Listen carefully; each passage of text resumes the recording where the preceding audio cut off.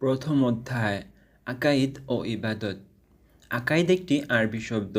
এটি একটি বহুবচন শব্দ যার একবচন হলো আকিদা। আকিদা শব্দটি এসেছে আকাদা থেকে, যার অর্থ হলো দৃঢ়ভাবে বাঁধা। অন্তরে যে দৃঢ় বিশ্বাস স্থাপন করা হয় তাকেই আকিদা বলা হয়। মূলত ইসলামের মৌলিক বিষয়সমূহের প্রতি দৃঢ় বিশ্বাসই আকিদা। এই অধ্যায়ে আমরা আকাইদের কিছু গুরুত্বপূর্ণ বিষয় এবং কতিপয় ইবাদত সম্পর্কে জানব। মহান আল্লাহর সুন্দরতম নামসমূহ। মহান আল্লাহ আমাদের সৃষ্টিকর্তা। তিনি শুধু আমাদেরকেই সৃষ্টি করেননি, সমগ্র বিশ্বজগতও সৃষ্টি করেছেন। তিনি আমাদের লালন পালন সহ জীবন ধারণের জন্য প্রয়োজনীয় সব কিছু প্রদান করেন। তার অনেক গুণবাচক নাম রয়েছে। এ নামগুলোর মাধ্যমে আমরা মহান আল্লাহর পরিচয় লাভ করি। তাছাড়া আমাদের প্রতি তার অনুগ্রহ সম্পর্কেও জানতে পারি। আল্লাহ নামটি মহান আল্লাহর জাতি বা সত্তাগত নাম। আমরা সাধারণত এ নামেই তাকে সম্বোধন করে থাকি। এছাড়াও তার আরও অনেক নাম রয়েছে, সেগুলো সিফাতি বা গুণবাচক নাম। এ নামগুলোকে আল আসমাউল হুসনা বলা হয়। এর অর্থ সুন্দরতম নামসমূহ। আমাদের প্রিয় নবী হজরত মুহাম্মদ সাল্লাল্লাহু আলাইহি সাল্লাম আল্লাহর সুন্দর নামসমূহ সম্পর্কে বলেছেন, আল্লাহর ৯৯টি নাম আছে, একটি কম ১০০টি। যে ব্যক্তি সেগুলো মুখস্থ করবে সে জান্নাতে প্রবেশ করবে। সহিহ বুখারী। মহান আল্লাহর গুণবাচক নামের মধ্যে রয়েছে আল খালিক, সৃষ্টিকর্তা, আর রব, পালনকর্তা, আর রাজ্জাক, রিজিকদাতা, আল কাদির, সর্বশক্তিমান, আর সামিউ, সর্বশ্রোতা, আর রহমান, পরম করুণাময়, আল গাফুর, পরম ক্ষমাশীল, সালাম, শান্তিদাতা, আল জব্বার, অতি মহিমান্বিত, আল হাকিম, মহাপ্রজ্ঞাবান, আল হামিদ, মহাপ্রশংসনীয়, আল আজিজ, মহাসম্মানিত, আল ওয়াহাব, অত্যন্ত দানশীল, আল বার, কল্যাণকারী ইত্যাদি। এবার আমরা মহান আল্লাহর কতিপয় সিফাতি নামের তাৎপর্য সম্পর্কে জানব। আল খালিকু, খালিকুন অর্থ সৃষ্টিকর্তা। মহান আল্লাহ বিশ্বজগতের সব কিছুর সৃষ্টিকর্তা। এ পৃথিবী তারই সৃষ্টি। পৃথিবীতে রয়েছে মানুষ, গাছপালা, পাহাড়, পর্বত, নদ নদী, সাগর, মহাসাগর, পশু পাখি, ফুল ফল, বনবনানী সহ আরও কত কিছু। সব কিছু তিনিই সৃষ্টি করেছেন। আর রহমানু, রাহমানুন অর্থ পরম করুণাময়। মহান আল্লাহ তার সকল সৃষ্টির প্রতি অত্যন্ত দয়াবান। তার অসীম দয়ার কোনো তুলনা হয় না। তিনি ফল, ফসল, আলো, বাতাস, মেঘ, বৃষ্টি, পানি দিয়ে আমাদের বাঁচিয়ে রাখেন। মহান আল্লাহর এসব দান সবার জন্য। পৃথিবীতে কেউ করুণার দান থেকে বঞ্চিত হয় না।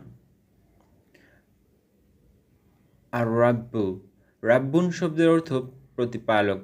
মহান আল্লাহ আলো, বাতাস, খাদ্য, পানি ইত্যাদি দিয়ে গোটা সৃষ্টিজগৎকে প্রতিপালন করেন। তিনি আমাদের জীবনের প্রয়োজনীয় সব কিছু দান করেন। আর রাজ্জাকু, রাজ্জাকুন অর্থ রিজিকদাতা। আমরা যা পান করি ও আহার করি সবই রিজিক। আমরা ভাত, মাছ, মাংস, দুধ, ডিম, ফলমূল, শাকসবজি সহ কত রকমের সুস্বাদু খাবার খাই। এসব কিছুই মহান আল্লাহর দেওয়া রিজিক। মূলত জীবনের জন্য প্রয়োজনীয় সকল উপাদানই রিজিক, যেমন সুস্থতা, ধন সম্পদ ইত্যাদি। মহান আল্লাহ কেবল আমাদেরই রিজিকদাতা নন, তিনি পশু পাখি, গাছপালা, জীবজন্তুকেও রিজিক দান করেন। মহান আল্লাহ সকল জীবের রিজিকদাতা। আল কাদিরু, কাদিরুন অর্থ সর্বশক্তিমান। তার মতো শক্তিমান আর কেউ নন। তিনি নিজের ইচ্ছা মতো সব কিছু করতে পারেন। কিছুই তার ক্ষমতার বাইরে নয়। দিন, রাত ও ঋতুর পরিবর্তন তিনি করেন। তার নির্দেশে চন্দ্র, সূর্য, গ্রহ, নক্ষত্র আপন কক্ষপথে পরিচালিত হয়। আলো, বাতাস, আগুন, পানি সহ সব কিছুর নিয়ন্ত্রক একমাত্র তিনি। আল বাসিরু, বাসিরুন অর্থ সর্বদ্রষ্টা। মহান আল্লাহ সব কিছু দেখেন। আমরা প্রকাশ্যে যা করি তা তিনি দেখেন, গোপনে যা করি তাও তিনি দেখেন। তার দৃষ্টির বাইরে কিছুই নেই। আর সামিউ, সামিউন অর্থ সর্বশ্রোতা। মহান আল্লাহ সব শুনেন। আমরা প্রকাশ্যে যা বলি তা তিনি শুনেন, গোপনে যা বলি তাও তিনি শুনেন। আমরা মনে মনে যা বলি তাও তিনি শুনেন। তার কাছে কোনো কিছু গোপন থাকে না। আল হালিমু, হালিমুন অর্থ অত্যন্ত সহনশীল। দৈনন্দিন জীবনে আমরা অনেক সময় অপরাধ করে থাকি, কিন্তু এর জন্য মহান আল্লাহ আমাদের সঙ্গে সঙ্গেই শাস্তি দেন না। তিনি আমাদের অনুতপ্ত হওয়ার জন্য সুযোগ দেন। তিনি নিজে সহনশীল এবং সহনশীলতাকে পছন্দ করেন। অস্থিরতা ও রাগান্বিত হওয়া তিনি পছন্দ করেন না, তাই আমরাও সহনশীল হব। আল মালিকু, মালিকুন অর্থ আল্লাহ অধিপতি। মহান আল্লাহ সব কিছুর মালিক। তিনি আসমান, জমিন, চন্দ্র, সূর্য, গ্রহ, নক্ষত্র, পাহাড় পর্বত সহ বিশ্বজগতে যা কিছু আছে সব কিছুর মালিক। আমাদের ধন সম্পদ ও জীবন মৃত্যুর তিনিই মালিক। আল কারিমু, কারিমুর অর্থ মহাসম্মানিত। বিশ্বজগতে মহান আল্লাহ সকল সম্মানের অধিকারী, তার মর্যাদা অতি সুমহান। আল গাফুর, গাফুর অর্থ অতিশয় ক্ষমাশীল। আমরা অপরাধ করে অনুতপ্ত হয়ে মহান আল্লাহর কাছে আন্তরিকভাবে ক্ষমা চাইলে তিনি যাকে ইচ্ছা ক্ষমা করেন। আল্লাহ ক্ষমাশীলদের পছন্দ করেন। আসসালামু, সালামুন অর্থ শান্তিদাতা। যারা মহান আল্লাহর নির্দেশে মেনে চলেন, তিনি তাদের দুনিয়া ও আখিরাতে শান্তি দান করেন। বিশ্বজগতে মহান আল্লাহ ছাড়া আর কেউ শান্তি দিতে পারেন না। এছাড়াও মহান আল্লাহর আরও অনেক সিফাতি নাম রয়েছে। এসব নামে তার পরিচয় খুব সুন্দরভাবে ফুটে উঠেছে। আমরা তার গুণাবলী সম্পর্কে জেনে সেসব গুণ নিজেদের জীবনে রূপায়িত করতে পারি। যেমন মহান আল্লাহর একটি নাম হচ্ছে রহমান বা পরম দয়ালু। তার এই গুণে প্রভাবিত হয়ে আমরা সকলের প্রতি দয়া প্রদর্শন করতে পারি। তার আরেকটি নাম রব বা প্রতিপালক। এ নামের গুণে গুণান্বিত হয়ে আমরা সৃষ্টির পরিচর্যা করতে পারি। এভাবে মহান আল্লাহর গুণ দ্বারা উদ্বুদ্ধ হয়ে আমরা ভালো কাজ করতে পারি। পবিত্র কুরআনে মহান আল্লাহ বলেন, আর আল্লাহর জন্যই রয়েছে সুন্দরতম নামসমূহ, সুতরাং তোমরা তাকে সেই সব নামেই ডাকো এবং তাদেরকে বর্জন করো যারা তার নামের বিকৃতি ঘটায়। সূরা আল আরাফ আয়াত 180। সুতরাং আমরা মহান আল্লাহকে তার গুণবাচক সুন্দর নামে ডেকে তার প্রতি গভীর ভালোবাসা প্রদর্শন করব। এসব নাম থেকে আমাদের প্রতি তার অসংখ্য অনুগ্রহ সম্পর্কে জেনে তার প্রতি শুকরিয়া প্রকাশ করব, আমাদের ঈমানকে সুদৃঢ় করব। আমরা মহান আল্লাহর গুণবাচক নামসমূহের মাধ্যমে আমাদের প্রতি তার অনুগ্রহ সম্পর্কে জানতে পারি। তিনি আমাদের সৃষ্টি করেছেন এবং আমাদের জন্য আকাশ, বাতাস, পানি, গাছপালা ও খাবার দান করেছেন। তিনি জীবিকা প্রদান করেন, বাসস্থানের ব্যবস্থা করেন, শান্তি দেন, ক্ষমা করেন এবং মর্যাদা দেন। এসব দেখে আমাদের উচিত মহান আল্লাহর প্রতি শুকরিয়া প্রকাশ করা। আমরা বিভিন্ন উপায়ে তার নিয়ামতের জন্য শুকরিয়া জানাতে পারি, যেমন আন্তরিকভাবে শুকরিয়া আদায় করা, বেশি বেশি ইবাদত করা, আল্লাহর প্রতি আনুগত্য বৃদ্ধি করা, তার দেওয়া নিয়ামত সঠিকভাবে ব্যবহার করা, অন্যকে সাহায্য করা, বিপদের সময় ধৈর্য ধারণ করা, সর্বদা তার অনুগ্রহে সন্তুষ্ট থাকা, নিয়মিত সালাত আদায় করা, ভালো কাজ করা এবং আল্লাহর আদেশ ও নিষেধ মেনে চলা। ইমানে মুফাসসাল, ইমান অর্থ বিশ্বাস আর মুফাসসাল অর্থ বিস্তারিত। ইমানে মুফাসসাল হলো ইমানের বিষয়গুলোর বিস্তারিত বিবরণ।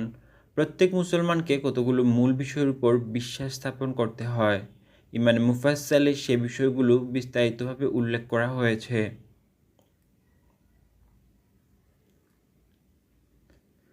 আমানতু বিল্লাহি ওয়া মালাইকাতিহি ওয়া কুতুবিহি ওয়া রুসুলিহি, আমি ঈমান আনলাম আল্লাহর প্রতি, তার ফেরেশতাগণের প্রতি, তার কিতাবসমূহের প্রতি এবং তার রাসূলগণের প্রতি। ওয়াল ইয়াউমিল আখিরি ওয়াল কদরি খাইরিহি ওয়াশ শাররিহি মিনাল্লাহি তাআলা, আর ঈমান আনলাম শেষ দিবসের প্রতি ও তাকদীরের ভালো মন্দ আল্লাহর পক্ষ থেকে হয়ে থাকে এর প্রতি। ওয়াল বা'সি বা'দাল মাউত, এবং মৃত্যুর পর পুনরুত্থানের প্রতি। ঈমানদার হওয়ার জন্য উল্লিখিত 7টি মৌলিক বিষয়ের প্রতি বিশ্বাস স্থাপন করা অপরিহার্য। পবিত্র কুরআন ও সুন্নাহর মাধ্যমে ঈমানের এই মৌলিক বিষয়গুলো নির্ধারিত রয়েছে। ইবাদত, ইবাদতের পরিচয়। ইবাদত আরবি শব্দ, এর অর্থ আনুগত্য করা, দাসত্ব করা, মালিকের কথা মতো চলা ইত্যাদি। ইসলামী পরিভাষায় জীবনের সকল কাজকর্মে মহান আল্লাহর বিধিবিধান মেনে চলাকে ইবাদত বলে। ইসলামের প্রধান ইবাদতগুলো হলো সালাম, সাওম, জাকাত, হজ। এগুলো ছাড়া আরও ইবাদত রয়েছে।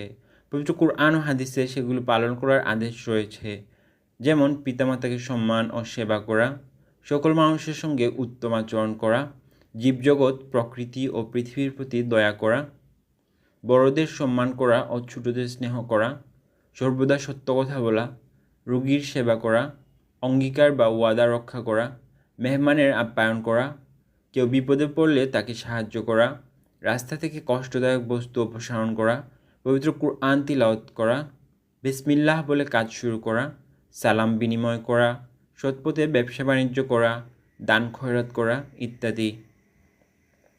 মোট কথা, মহান আল্লাহর আদেশ নিষেধ মেনে জীবনযাপনের প্রয়োজনে করা সকল কাজই ইবাদত। এই ভিত্তিতে পড়ালেখা, খাওয়া দাওয়া, চলাফেরা, ঘুমানো ইত্যাদিও ইবাদত। ইবাদতের গুরুত্ব: ইবাদত করলে মহান আল্লাহ খুশি হন। তিনি আমাদের তার ইবাদত করার জন্য সৃষ্টি করেছেন। পবিত্র কুরআনে তিনি বলেন, ওয়ামা খালাকতুল জিন্নি ওয়াল জিন্না ওয়াল ইনসা ইল্লা লিয়াবুদুন। আর আমি জিন ও মানবজাতিকে শুধু আমার ইবাদত করার জন্য সৃষ্টি করেছি। সূরা যারিয়াত আয়াত 56। আমাদের ব্যক্তিগত, পারিবারিক, সামাজিক ও রাষ্ট্রীয় জীবনে ইবাদতের গুরুত্ব অপরিসীম। ব্যক্তিগত জীবনে ইবাদত আমাদের আত্মাকে পরিশুদ্ধ করে, আমাদের মনে প্রশান্তি নিয়ে আসে। ইবাদতের মাধ্যমে আমরা সময়ানুবর্তিতা ও নিয়মানুবর্তিতা অনুশীলন করতে পারি, নৈতিকতা ও মানবিক মূল্যবোধের চর্চা করতে শিখি। ইবাদত আমাদের উত্তম আচরণ অনুশীলন করতে অনুপ্রাণিত করে। ইবাদত পরিবারের সদস্যদের নৈতিক মূল্যবোধের বিকাশ ঘটায়। সকলে মিলে ইবাদত পালনের ফলে পরিবারের সকলের মধ্যে সদ্ভাব ও সম্প্রীতি তৈরি হয়। পরিবারে শান্তি ও সৌহার্দ্যপূর্ণ পরিবেশ বিরাজ করে। পারস্পরিক স্নেহ, ভালোবাসা ও বন্ধন সুদৃঢ় হয়। ইবাদত সমাজে পারস্পরিক ঐক্য ও ভ্রাতৃত্ববোধ সৃষ্টি করে।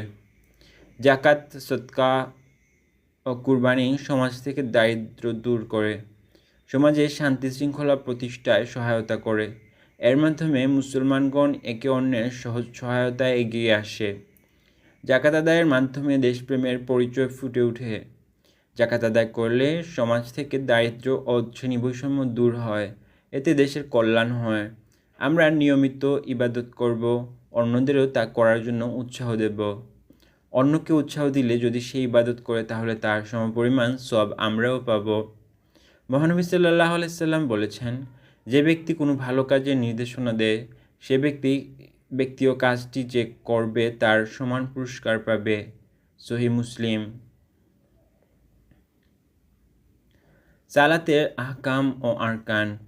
সালাতের ফরজ মোট 13টি, সালাতের আহকাম 7টি ও আরকান 6টি। সালাত শুরুর আগের কাজগুলোকে আহকাম বলে, আর ভিতরের কাজগুলোকে আরকান বলে। সালাতের আহকাম: সালাত শুরুর আগে সালাতের আহকাম হুকুমসমূহ বা শর্তসমূহ পালন করতে হয়। আহকাম সঠিকভাবে পালন না করলে সালাত আদায় শুদ্ধ হয় না। কাজগুলো হলো: শরীর পবিত্র হওয়া, এজন্য পরিস্থিতি অনুসারে অজু বা তায়াম্মুম বা গোসল করা, পরিধানের কাপড় পবিত্র হওয়া, সালাত আদায়ের জায়গা পবিত্র হওয়া, সতর ঢাকা। সতর হলো পুরুষের নাভি থেকে হাঁটুর নিচ পর্যন্ত এবং নারীদের 2 হাতের কবজি, পায়ের পাতা ও মুখমণ্ডল ব্যতীত সমস্ত শরীর। কিবলা অর্থাৎ পবিত্র কাবার দিকে মুখ ফিরিয়ে সালাত আদায় করা। নির্ধারিত ওয়াক্তে সালাত আদায় করা, নির্ধারিত ওয়াক্তের সালাতের নিয়ত করা। সালাতের আরকান। সালাতের আরকান সালাতের ভেতরের শুরু থেকে শেষ পর্যন্ত আদায় করতে হয়। এগুলো হলো: তাকবীরে তাহরিমা তথা আল্লাহু আকবার বলে সালাত শুরু করা, দাঁড়িয়ে সালাত আদায় করা, দাঁড়াতে অক্ষম হলে বসে সালাত আদায় করা যায়, বসতে অক্ষম হলে শুয়ে ইশারাতে সালাত আদায় করা যায়। সূরা ফাতিহার সঙ্গে পবিত্র কোরআনের কোনো সূরা বা সূরার অংশ কমপক্ষে ছোট 3 আয়াত বা বড় 1 আয়াত তিলাওয়াত করা, প্রত্যেক রাকাতে রুকু করা, প্রত্যেক রাকাতে 2 সিজদা করা এবং শেষ বৈঠক করা। শেষ রাকাতে সিজদার পর তাশাহুদ পড়তে যতটুকু সময় লাগে ততটুকু সময় বসা। সালাত আদায়ের নিয়ম: ইসলামের 5টি রুকন বা স্তম্ভের মধ্যে সালাত সবচেয়ে গুরুত্বপূর্ণ ইবাদত। ইসলামে ঈমানের পরেই সালাতের স্থান। প্রতিদিন 5 ওয়াক্ত সালাত আদায় করা ফরজ। সালাত আদায়ের জন্য নির্দিষ্ট বিধিবিধান রয়েছে। মহানবী সাল্লাল্লাহু আলাইহি সাল্লাম নিজে সালাত আদায় করে এর সঠিক নিয়ম দেখিয়ে দিয়েছেন। তিনি বলেছেন, তোমরা আমাকে যেভাবে সালাত আদায় করতে দেখো সেভাবে সালাত আদায় করো। সহিহ বুখারী। সালাত আদায়ের জন্য আমরা নিচের নিয়মগুলো অনুসরণ করব। 1. অজু করব। 2. পবিত্র পোশাক পরিধান করব। 3. পবিত্র জায়গায় কিবলার দিকে মুখ করে সোজা হয়ে দাঁড়াবো। আমাদের কিবলা হচ্ছে কাবা শরীফ। এটি মক্কা নগরীতে অবস্থিত। 4. নিয়ত করব। নিঃশব্দে মনে মনে বলাই যথেষ্ট, শব্দ করে বলা জরুরি নয়। 5. আল্লাহু আকবার বলে সালাত শুরু করব। সালাতের শুরুতে এভাবে আল্লাহু আকবার বলাকে তাকবীরে তাহরিমা বলে। 6. তাকবীরের সঙ্গে সঙ্গে ছেলেরা 2 হাত কান বরাবর উঠাবো, মেয়েরা 2 হাত কাঁধ পর্যন্ত উঠাবো। 2 হাত বাঁধবো। ছেলেরা বাম হাতের তালু নাভির উপর বা নিচে রাখবো, ডান হাতের তালু বাম হাতের কবজির উপর রাখবো। মেয়েরা হাত বাঁধবো বুকের উপর, বাম হাতের উপর ডান হাত রাখবো। এরপর সানা পড়ব। সানা অর্থ প্রশংসা। সালাতে সানা পাঠ করা সুন্নত। সানা হলো সুবহানাকা আল্লাহুম্মা ওয়া বিহামদিকা ওয়া তাবারাকা ইসমুকা ওয়া তাআলা জাদ্দুকা ওয়া লা ইলাহা গায়রুক। হে আল্লাহ, আমি তোমারই পবিত্রতা বর্ণনা করছি এবং তোমার প্রশংসা জ্ঞাপন করছি। তোমার নাম বরকত ও কল্যাণময়। তোমার সম্মান অতি উচ্চে। তুমি ছাড়া কোনো মাবুদ নেই। আউযু বিল্লাহি মিনাশ শাইতানির রাজীম। বিসমিল্লাহির রহমানির রহিম পড়ব। সূরা ফাতিহা পাঠ করব। অতঃপর অন্য কোনো সম্পূর্ণ সূরা বা সূরার অংশ পাঠ করব। আল্লাহু আকবার বলে রুকু করব। রুকুতে অন্তত 3 বার সুবহান রাব্বিয়াল আযীম অর্থ আমার সুমহান প্রতিপালকের পবিত্রতা ঘোষণা করছি, যিনি সবার উপরে পড়ব। রুকু করার নিয়ম। রুকুতে 2 হাত 2 হাঁটুর উপর এমনভাবে রাখতে হবে যাতে মাথা, পিঠ ও কোমর এক বরাবর হয়। কোনোই পাঁজর থেকে ফাঁকা করে রাখতে হবে। মেয়েরা বাম পায়ের টাকনু ডান পায়ের টাকনুর সঙ্গে মিলিয়ে রাখবে। এরপর মাথা ঝুঁকিয়ে 2 হাতের আঙুলগুলো মেলানো অবস্থায় 2 হাঁটুর উপর রাখবে। কোনোই পাঁজরের সঙ্গে মিলিয়ে রাখবে এবং মাথা এতটুকু ঝুঁকাবে যাতে হাত হাঁটু পর্যন্ত পৌঁছায়। এরপর সামি আল্লাহু লিমান হামিদা অর্থ যে আল্লাহর প্রশংসা করে আল্লাহ তার প্রশংসা শুনেন বলে সোজা হয়ে দাঁড়াতে হবে। দাঁড়ানো অবস্থায় বলতে হবে রাব্বানা লাকাল হামদ, হে আমাদের প্রতিপালক, তোমার জন্যই সকল প্রশংসা। এরপর আল্লাহু আকবার বলে সিজদা করতে হবে।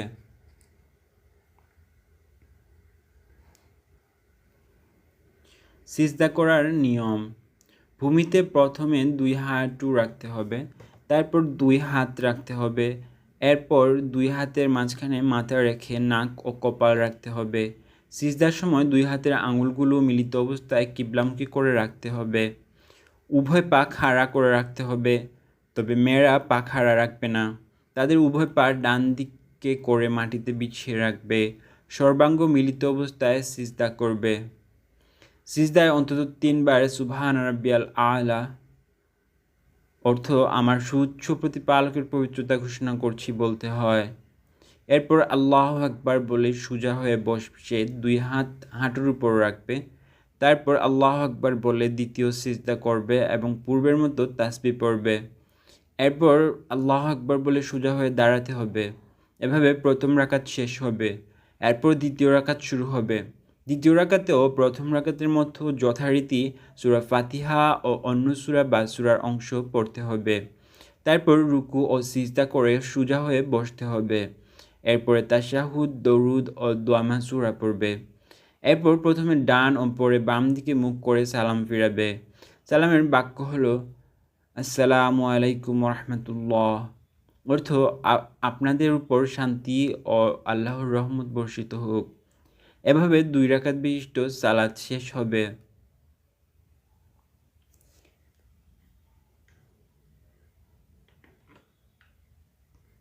3 বা 4 রাকাত বিশিষ্ট সালাত হলে তাশাহুদ পড়ে আল্লাহু আকবার বলে উঠে দাঁড়াতে হবে। এরপর পূর্বের মতো তৃতীয় ও চতুর্থ রাকাত শেষ করতে হবে। ফরজ নামাজ হলে তৃতীয় ও চতুর্থ রাকাতে অন্য সূরা মিলিয়ে পড়তে হবে না, কিন্তু ওয়াজিব ও সুন্নাত নামাজ হলে তৃতীয় ও চতুর্থ রাকাতে সূরা ফাতিহার সঙ্গে অন্য সূরা মিলিয়ে পড়তে হবে। এভাবে শেষ বৈঠকে যথারীতি তাশাহুদ, দরুদ ও দোয়া মাসুরা পড়ে প্রথমে ডানে এবং পরে বাম দিকে মুখ ফিরিয়ে সালামের বাক্য আসসালামু আলাইকুম রহমতুল্লাহ বলার মাধ্যমে সালাত শেষ করতে হবে।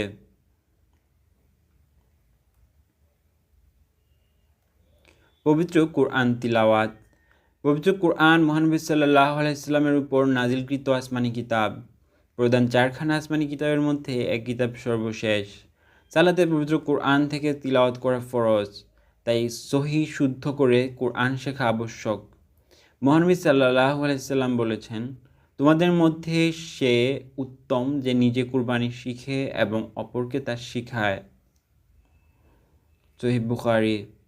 পবিত্র কোরআন শুধু তিলাওয়াত করতে পারলেই হবে না, তা সহি শুদ্ধ হতে হবে।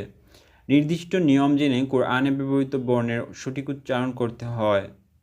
বাংলা ভাষায় যেমন আকার ইকার রয়েছে, তেমনি আরবিতে জবর, জের ও পেশ রয়েছে।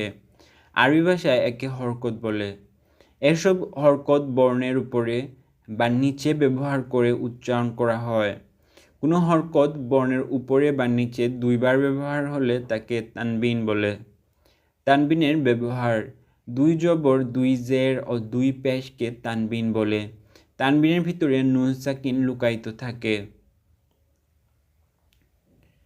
অর্থাৎ 2 জবর, 2 জের ও 2 পেশের মধ্যে প্রথমটি হরকত জবর জের পেশ আর দ্বিতীয়টি নুন সাকিন হয়ে থাকে। উদাহরণস্বরূপ নিচের শব্দগুলো পড়ি: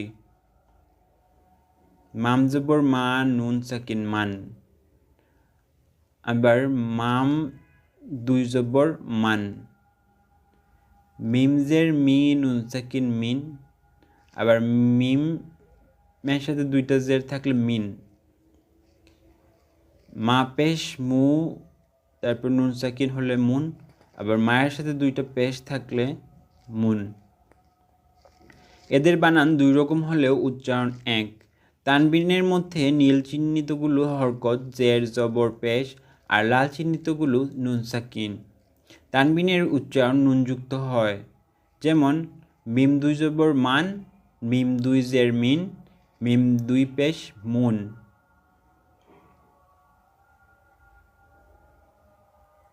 যজমের ব্যবহার: কোনো হরফে জবর, জের বা পেশ না থাকা অবস্থায় হরফটিকে পূর্বের হরফের সঙ্গে যুক্ত করে উচ্চারণ করতে যে চিহ্ন ব্যবহার করা হয় তাকে যজম বলে। যজম যুক্ত হরফকে সাকিন বলে। যজমের আকৃতি বিভিন্ন রকমের হয়, যেমন 4টা আকৃতি দেওয়া আছে এখানে।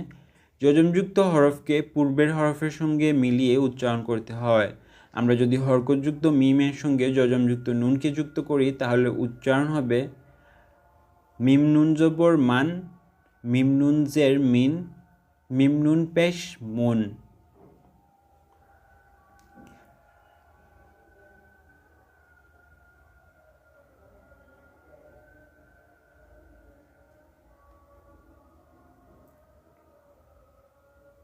তাসদিদের ব্যবহার: বাংলা ভাষায় একটি বর্ণকে 2বার উচ্চারণ করার জন্য যুক্ত করে লেখা হয়, যেমন আল্লাহ। এখানে 2টি ল একসঙ্গে যুক্ত হয়ে ল ল যুক্ত বর্ণ হয়েছে। নিম্নের বর্ণগুলো যুক্ত করলে উচ্চারণ কি হবে?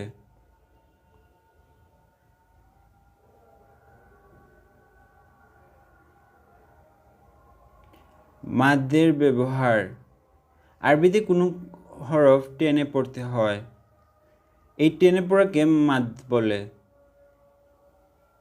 জোতামা, ইয়াসিন ইত্যাদি।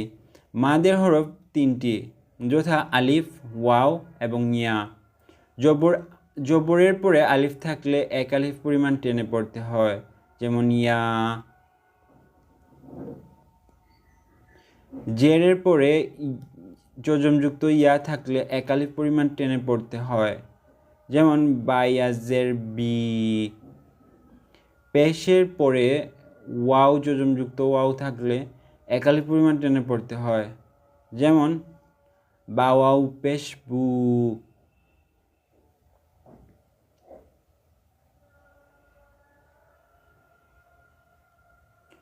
মাদের কিছু চিহ্ন আছে, যেমন খাড়া জবর। কোন হরফের উপরে আলিফ খাড়া জবর এরূপ চিহ্ন থাকলে সে হরফটিকে একালিফ পরিমাণ টেনে পড়তে হয়, যথা ত। খারাজের কোন হরফের নিচে খারাজের এরূপ চিহ্ন থাকলে সে হরফটি একালিফ পরিমাণ টেনে পড়তে হয়, যেমন বি।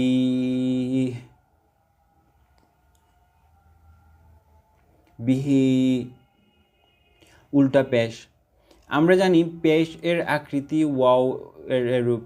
উল্টা পেশ থাকলে লেখা হয় এভাবে। কোনো হরফে উল্টা পেশ থাকলে সে হরফটি একালিফ পরিমাণ টেনে পড়তে হয়, যেমন লাহু।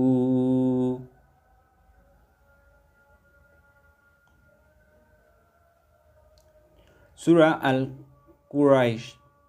বিসমিল্লাহির রহমানির রহিম। লিইলাফি কুরাইশ।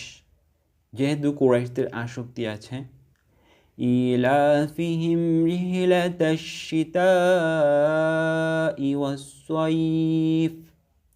আসক্তি আছে তাদের শীত ও গ্রীষ্মের সফরের।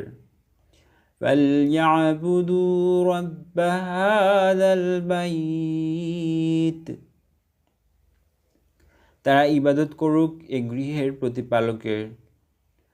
আল্লাযী আত'আমাহুম মিন জু'ইন ওয়া আমানাহুম মিন খাউফ। যিনি তাদেরকে ক্ষুধায় আহার দিয়েছেন এবং ভীতি থেকে তাদের নিরাপদ রেখেছেন।